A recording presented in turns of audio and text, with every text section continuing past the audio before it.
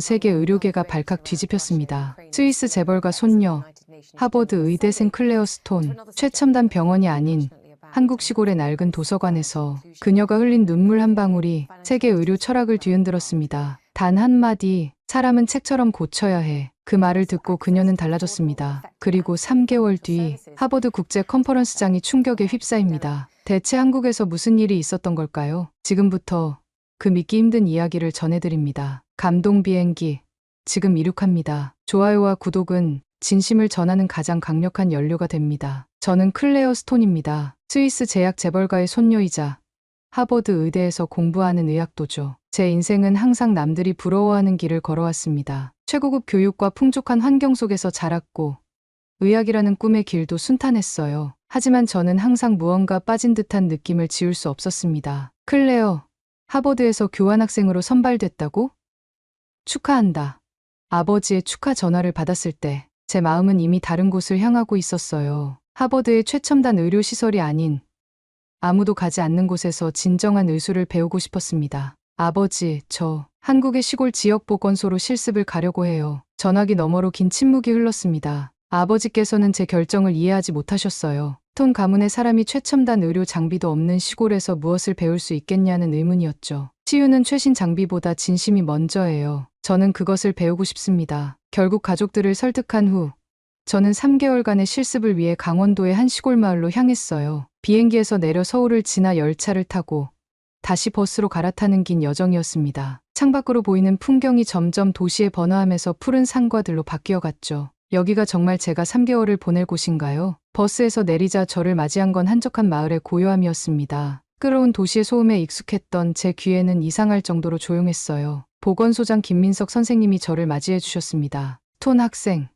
우리 마을에 온 것을 환영해요. 시설은 부족하지만 배울 것은 많을 거예요. 첫날 밤, 작은 숙소에 짐을 풀면서 창밖을 바라봤어요. 별이 쏟아지는 밤하늘은 스위스의 밤하늘과 다르지 않았지만 왠지 더 가깝게 느껴졌습니다. 그날 일기에 이렇게 썼어요. 오늘부터 내 인생의 새로운 장이 시작된다. 여기서 무엇을 발견할지, 어떤 사람들을 만날지 기대된다. 이곳에서의 경험이 나를 어떻게 변화시킬까? 다음 날 아침, 보건소로 향하는 길은 생각보다 험했습니다. 포장되지 않은 길, 비로 인해 미끄러운 흙길을 조심스레 걸었죠. 하지만 그 길 위에서 만난 풍경들은 가슴을 울렸어요. 새벽 안개 속에 떠오르는 태양, 들판을 가로지르는 바람, 그리고 일상을 시작하는 마을 사람들의 모습. 보건소에 도착하자 이미 몇몇 주민들이 기다리고 있었습니다. 대부분 노인분들이었어요. 그들의 주름진 얼굴에는 삶의 흔적이 깊게 새겨져 있었습니다. 제가 외국인이라는 사실에 호기심 어린 시선을 보내면서도 어딘가 경계하는 듯한 표정이었죠.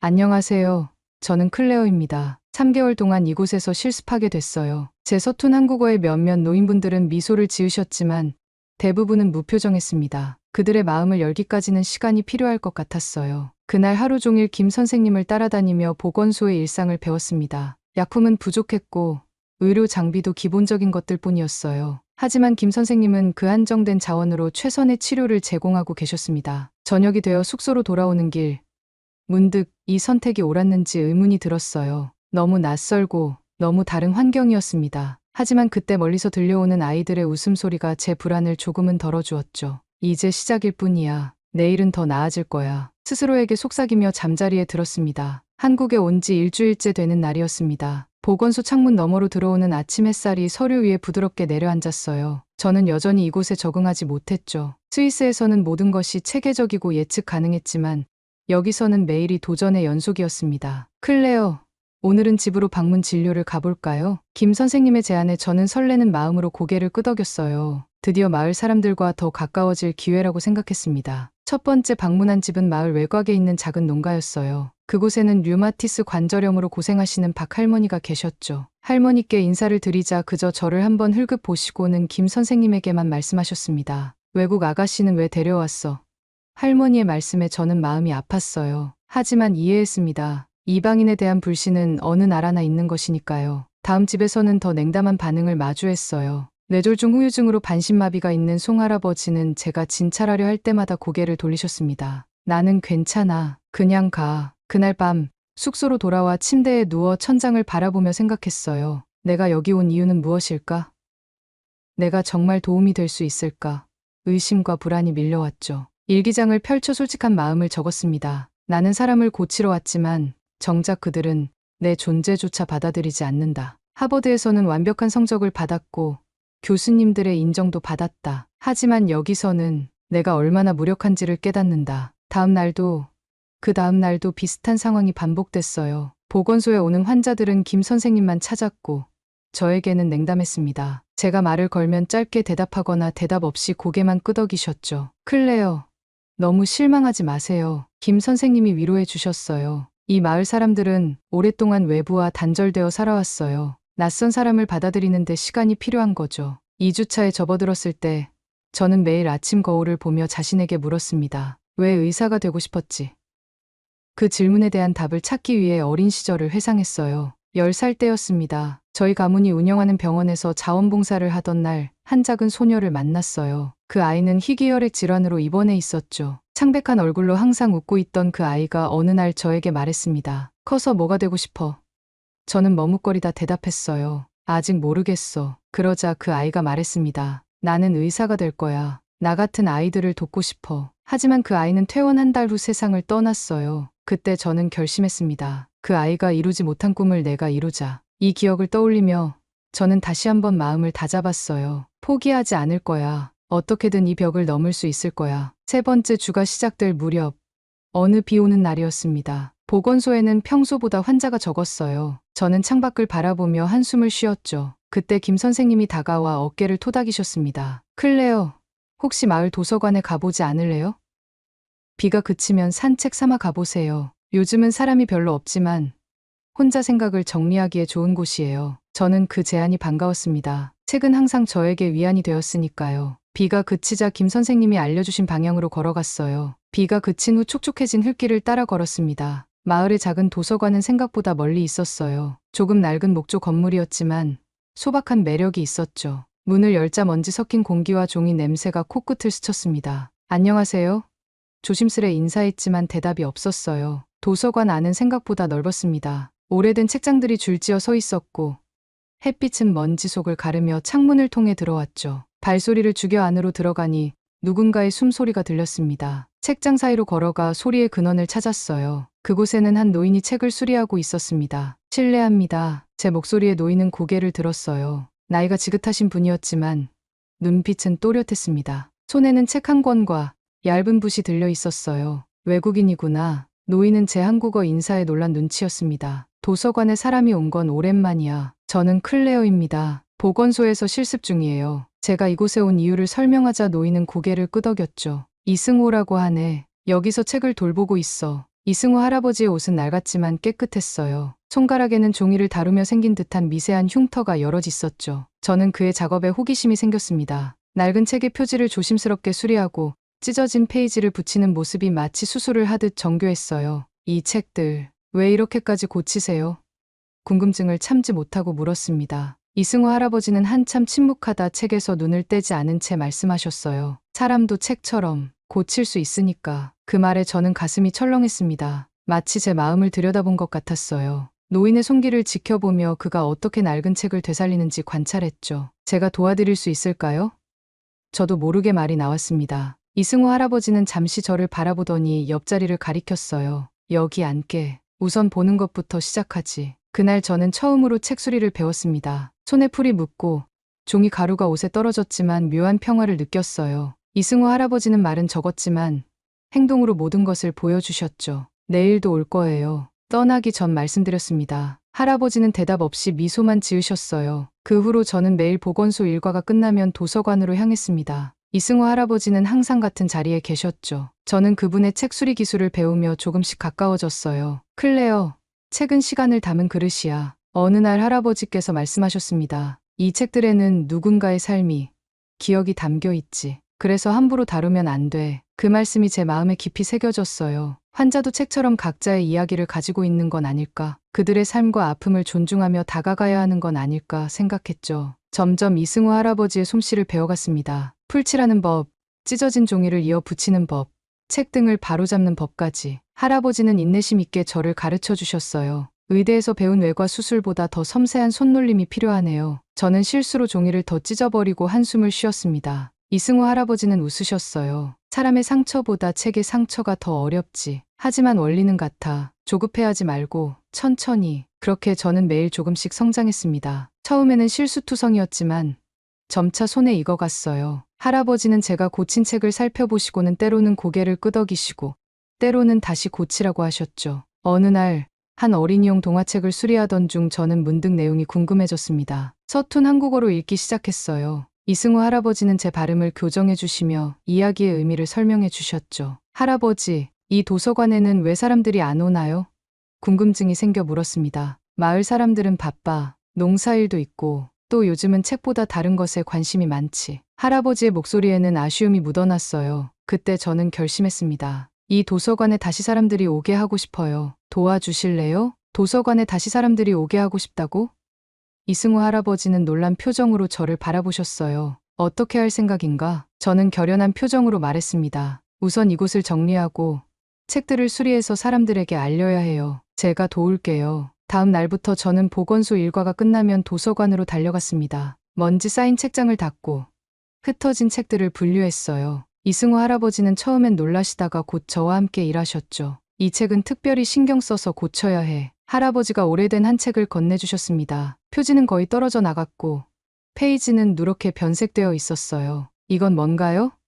조심스레 책을 살폈습니다. 마을의 역사가 담긴 기록이야. 50년 전 홍수 때 많이 훼손됐지. 할아버지의 목소리에는 애틋함이 묻어났어요. 저는 그 책을 제 첫 번째 책 수술 대상으로 정했습니다. 의대에서 배운 정확성과 섬세함을 발휘해야 할 때였죠. 할아버지에게 배운 기술을 총동원했어요. 풀칠할 때의 압력, 종이를 붙이는 각도, 건조 시간까지 모두 신경 썼습니다. 의사가 환자를 대하듯이 책을 대해야 해. 스스로에게 속삭이며 작업했어요. 작업은 생각보다 오래 걸렸습니다. 페이지 하나하나를 검토하고 접힌 모서리를 펴고 얼룩진 부분을 조심스레 닦았죠. 할아버지는 가끔 제 작업을 보러 오셨지만 대부분 저를 믿고 맡겨주셨어요. 이렇게 집중하는 모습이 꼭 의사 같구나. 할아버지께서 말씀하셨습니다. 저는 웃었어요. 사실 책 수술이 실제 수술보다 더 어려운 것 같아요. 환자는 적어도 어디가 아픈지 말해주잖아요. 책은 말이 없죠. 일주일 후 마을 역사책 복원이 끝났어요. 새 표지를 만들고 모든 페이지를 정리했죠. 결과물을 할아버지께 보여드렸을 때 그분의 눈에는 감동의 빛이 어렸습니다. 클레어, 정말 훌륭해. 내 손길이 이 책에 새 생명을 불어넣었구나. 다음 날 저는 복원한 책들을 들고 마을 장터로 향했습니다. 처음엔 사람들이 낯설어했지만 제가 복원한 마을 역사책을 보여주자 관심을 보이기 시작했어요. 이런, 우리 마을 옛날 사진이 여기 있네. 이 책 정말 잘 고쳤구나. 도서관에 이런 책이 더 있나? 그날 오후 몇몇 마을 주민들이 실제로 도서관을 찾아왔어요. 아이들은 그림책에 호기심을 보였고 어르신들은 오래된 책들을 반가워하셨죠. 저는 이제 의료 실습과 책 수리를 병행하며 바쁜 나날을 보냈어요. 신기하게도 도서관 활동을 시작한 후 보건소에서도 저에 대한 주민들의 태도가 달라졌습니다. 클레어 선생님, 어제 제 손녀가 도서관에서 책 읽는 걸 도와줬다면서요? 한 할머니가 진료 중에 물으셨어요. 저는 기쁜 마음으로 고개를 끄덕였습니다. 네, 정말 똑똑한 아이더라고요. 한국어 발음도 저에게 가르쳐 줬어요. 할머니는 처음으로 저를 향해 환하게 웃으셨죠. 고마워요, 선생님. 그 순간 저는 깨달았습니다. 책을 통해 마을 사람들의 마음을 열 수 있다는 것을요. 이승우 할아버지의 말씀이 떠올랐어요. 책은 기억이야. 사람도 그렇지. 그래서 조심히 다뤄야 해. 도서관이 마을의 새로운 명소가 되어가고 있었습니다. 처음엔 호기심으로 찾아왔던 사람들이 이제는 단골이 되어 자주 방문했어요. 아이들은 방과 후 그림책을 보러 왔고 어르신들은 오후 시간에 모여 옛날 이야기를 나누셨죠. 클레어, 덕분에 이 도서관이 살아났어. 이승우 할아버지가 감사한 마음을 전하셨어요. 저는 부끄럽게 웃으며 고개를 저었습니다. 제가 아니라 할아버지 덕분이에요. 이 책들을 수년간 지켜오신 분은 할아버지시잖아요. 저는 도서관에서 짬을 내 한국어도 더 열심히 공부했습니다. 이제 간단한 대화는 어려움 없이 할 수 있었어요. 마을 아이들이 제 선생님이 되어 주었죠. 그들과 함께 그림책을 읽으며 발음을 배웠습니다. 어느 날 한 할머니가 손수 만든 약초차를 들고 도서관에 오셨어요. 클레어 선생님, 감기에 좋은 차예요.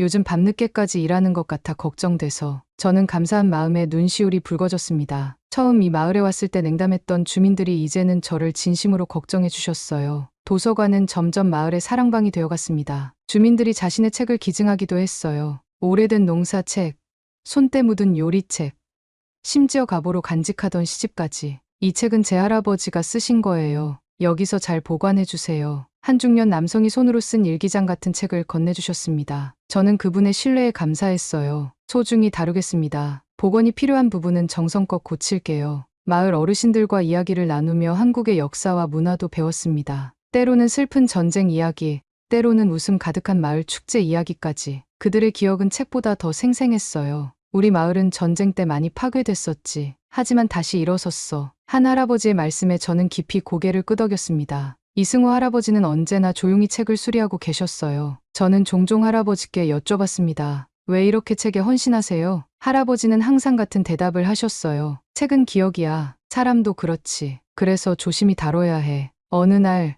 제가 수리한 책을 정리하던 중 할아버지가 오래된 앨범 하나를 건네주셨습니다. 이건 내 개인 소장품인데 내게 보여주고 싶어. 앨범을 열자 젊은 시절의 이승우 할아버지 사진이 있었어요. 흰 가운을 입고 환자를 돌보는 모습이었습니다. 할아버지, 의사셨어요?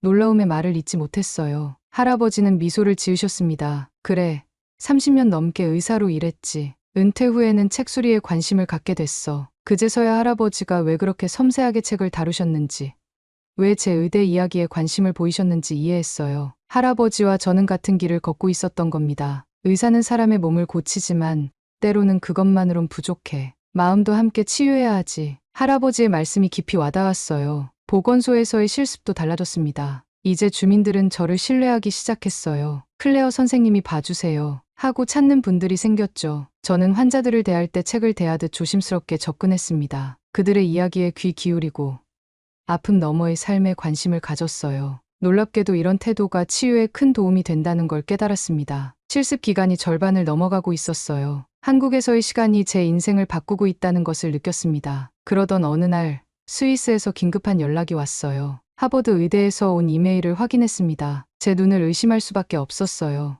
유럽 의료개발회의에서 발표 연설자로 초청받았다는 내용이었죠. 전 세계 최고의 의학자들이 모이는 자리, 의대생으로서는 꿈만 같은 기회였습니다. 클레어 축하해요.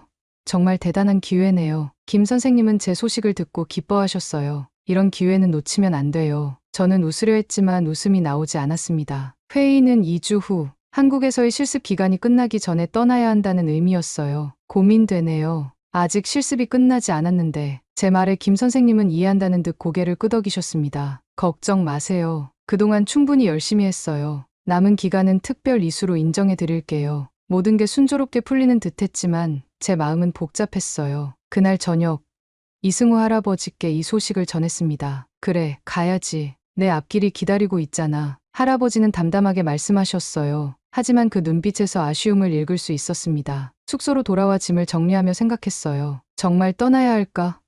창밖으로 보이는 마을의 불빛이 저를 부르는 것 같았습니다. 다음 날 도서관에서 마지막 정리를 하고 있을 때 어린 소년이 다가왔어요. 선생님, 이 책 읽어주세요. 손에 든 한국 전래동화책을 보니 제 마음이 더 무거워졌습니다. 물론이지.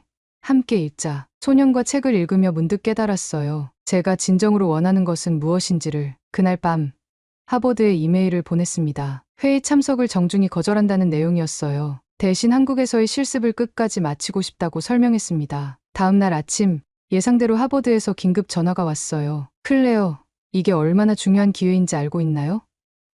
당신의 미래가 걸린 문제입니다. 저도 알아요. 하지만 제가 지금 배우고 있는 것들이 더 소중합니다. 제 대답에 전화기 너머로 한숨 소리가 들렸어요. 뒤이어 스위스에서 아버지의 전화가 왔습니다. 클레어, 무슨 생각을 하는 거니?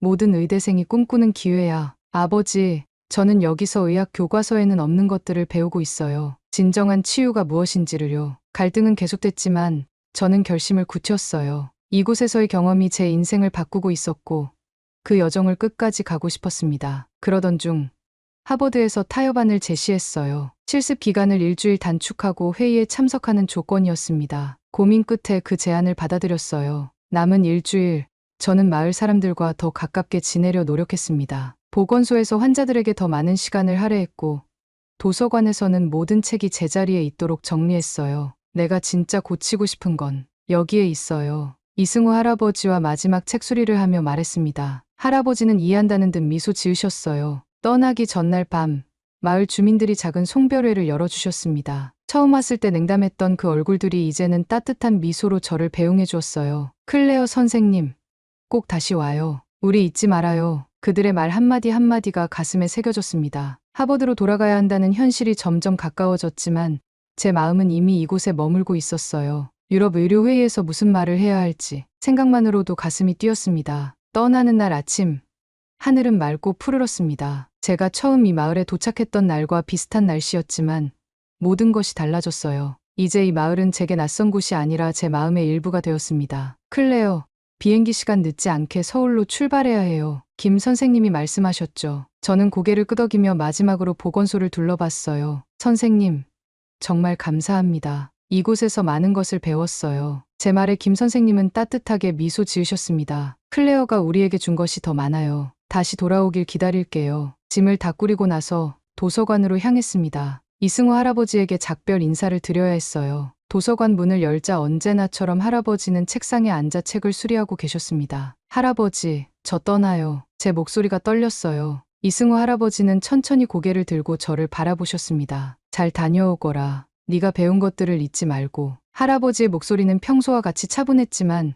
그 눈빛은 더 깊어 보였어요. 저는 주머니에서 작은 선물을 꺼냈습니다. 제가 밤새 만든 책갈피였어요. 가장 좋아하는 책에서 얻은 영감으로 디자인했고 뒷면에는 서툰 한글로 문장을 적었습니다. 사람은 책처럼 고칠 수 있습니다. 저는 여기서 그걸 배웠습니다. 할아버지는 책갈피를 받아들고 한참 동안 바라보셨어요. 그리고 천천히 일어나 책장으로 가셨습니다. 오래된 한 책을 꺼내 조심스럽게 페이지를 넘기시더니 작은 종이 조각을 꺼내셨죠. 이건 내가 너에게 주고 싶은 거야. 할아버지가 건네주신 종이를 펼쳐보니 정성스러운 글씨로 적힌 문장이 있었습니다. 책은 기억을 고치고 자네는 여기에 시간을 고쳤네. 그 순간 눈물이 왈칵 쏟아졌어요. 할아버지는 말없이 제 어깨를 토닥여 주셨습니다. 저는 그 종이를 소중히 지갑에 넣었어요. 할아버지, 꼭 다시 올게요. 약속해요. 저는 결연한 목소리로 말했습니다. 할아버지는 미소를 지으시며 말씀하셨어요. 알고 있다. 내 마음 한 조각이 이미 여기 남아있으니까. 도서관을 나오니 마을 사람들이 모여 있었습니다. 아이들은 손으로 그린 그림을 건네주었고 어르신들은 손수 만든 작은 선물들을 주셨어요. 마을 전체가 저를 배웅하러 나온 것 같았습니다. 버스에 오르기 전 마지막으로 마을을 돌아봤어요. 처음 왔을 때는 그저 낯설고 차가운 곳이었는데 이제는 제 제2의 고향이 되었습니다. 서울로 가는 버스 안에서 저는 유럽 의료회의 발표 준비를 시작했어요. 하지만 평범한 의학 연구 발표가 아닌 제가 이곳에서 배운 진정한 치유의 의미를 전하고 싶었습니다. 비행기 안에서도 계속해서 발표문을 다듬었어요. 최첨단 의료기기, 최신 치료법, 혁신적인 약품. 이런 단어들 대신 경청, 이해, 존중, 인내와 같은 단어들로 채워나갔습니다. 스위스에 도착하자 가족들이 공항에서 저를 맞이했어요. 아버지는 여전히 제가 회의 참석을 위해 한국에서의 실습을 중단한 것에 만족하는 표정이었습니다. 클레어, 이번 발표가 너의 미래에 큰 도움이 될 거야. 아버지가 말씀하셨어요. 저는 미소만 지었습니다. 제가 준비한 발표가 그들의 예상과 얼마나 다른지 아직 모르셨으니까요. 호텔 방에서 마지막으로 발표 자료를 점검하며 이승우 할아버지가 주신 종이를 다시 꺼내 읽었습니다. 책은 기억을 고치고 자네는 여기에 시간을 고쳤네. 그 말씀의 의미를 되새기며 저는 발표 마지막 슬라이드에 할아버지의 말을 추가했어요. 내일은 제 인생에서 가장 중요한 발표가 될 것 같았습니다. 제네바 국제 컨퍼런스 센터는 세계 각국에서 모인 의료진과 연구자들로 가득 찼습니다. 저는 대기실에서 마지막으로 발표 자료를 점검했어요. 손이 떨렸지만 마음은 확고했습니다. 스톤 양, 5분 후에 입장합니다. 진행 요원의 안내를 받고 심호흡을 했어요. 이 순간을 위해 한국에서의 경험을 정리하고 제 마음을 솔직히 전하기로 했습니다. 무대에 오르자 수천 명의 청중이 저를 바라보고 있었어요. 세계 최고의 의학자들, 제약회사 대표들, 의대 교수들이 23살 의대생의 발표를 기다리고 있었죠. 안녕하세요. 클레어 스톤입니다. 떨리는 목소리로 인사를 건넸어요. 청중들은 예의 바르게 박수를 쳤지만 그들의 눈빛에서 의구심을 읽을 수 있었습니다. 저 어린 학생이 무슨 말을 할까? 저는 준비한 슬라이드를 넘기지 않고 마이크를 들고 무대 앞으로 나왔습니다. 오늘 저는 최신 의료 기술이나 연구 성과에 대해 말씀드리지 않을 겁니다. 대신 한국의 작은 시골 마을에서 배운 의학의 본질에 대해 이야기하고 싶어요. 청중들 사이에서 작은 동요가 일었습니다. 이런 발표는 예상하지 못했을 테니까요. 저는 개의치 않고 계속했어요. 3개월 전 저는 스위스 제약 재벌가의 손녀이자 하버드 의대생으로서의 특권을 뒤로하고 한국의 작은 마을로 떠났습니다. 그곳에는 최첨단 MRI도 정밀 수술 로봇도 없었어요. 저는 마을에서의 첫날 주민들의 냉담한 반응, 좌절감에 대해 솔직하게 말했습니다. 그리고 우연히 발견한 도서관과 이승우 할아버지와의 만남으로 이야기를 이어갔어요. 책을 수리하는 노인을 만났을 때 저는 궁금했어요. 왜 이렇게 낡은 책들을 고치는데 시간을 쏟는 걸까? 그분은 단 한마디로 대답하셨죠. 사람도 책처럼 고칠 수 있으니까. 청중들이 집중하기 시작했습니다. 저는 도서관에서의 경험, 책 수리를 배우며 깨달은 인내와 섬세함, 그리고 그것이 어떻게 환자를 대하는 방식을 바꿨는지 설명했어요. 의대에서 우리는 최신 기술, 약물, 수술법을 배웁니다. 하지만 환자의 이야기를 듣는 법, 그들의 삶을 이해하는 법, 그들의 상처를 존중하는 법은 어디서 배우나요? 저는 제가 복원한 책들의 사진, 도서관에 모인 주민들의 모습, 마지막 날 마을 사람들이 모여 작별 인사를 하는 장면을 보여드렸습니다. 책을 고치며 저는 인내를 배웠습니다. 한 페이지, 한 페이지를 소중히 다루는 법을 배웠어요. 환자도 마찬가지 아닐까요?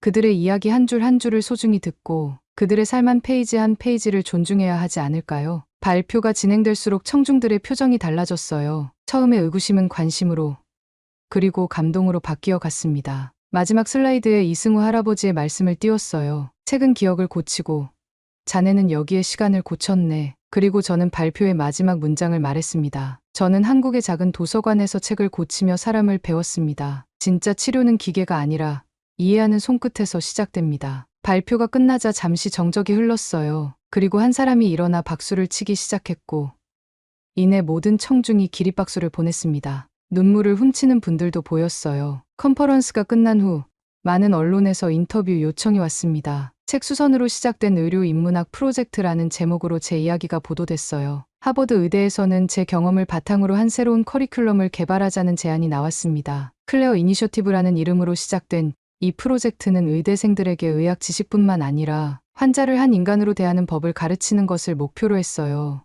6개월 후 저는 다시 한국을 찾았습니다. 이번에는 혼자가 아니라 하버드 의대생들과 함께였어요. 그들에게 작은 도서관과 이승우 할아버지를 소개하고 싶었습니다. 도서관에 도착하자 이승우 할아버지는 여전히 그 자리에 계셨어요. 책을 수리하는 손길은 변함없이 정성스러웠습니다. 할아버지, 돌아왔어요. 제 목소리에 할아버지는 고개를 드셨습니다. 오래 걸렸구나. 할아버지는 미소 지으셨어요. 하지만 알고 있었어. 네가 다시 올 것을. 저는 제가 세계의학계에 전한 메시지, 그리고 그것이 불러일으킨 변화에 대해 말씀드렸습니다. 할아버지는 조용히 듣고 계셨어요. 결국 사람은 책과 같아. 할아버지가 말씀하셨습니다. 조심스레 다루고 존중하고 시간을 들여야 비로소 그 가치를 알 수 있지. 그날 저녁 마을 사람들과 하버드 학생들이 함께 모여 이야기를 나누는 모습을 보며 생각했어요. 이것이 진정한 치유의 시작이 아닐까.